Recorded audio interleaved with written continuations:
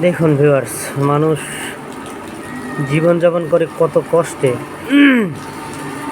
মানুষের কষ্ট আসলে মানে কত কষ্ট করে একটা মানুষ জীবিকা নির্বাহ করে, এদের দেখলে বোঝা যায়।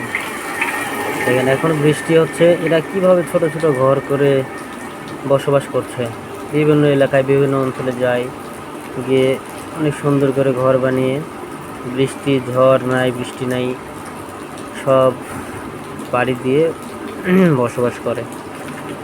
এদের জীবনটা কীরকম দেখছেন।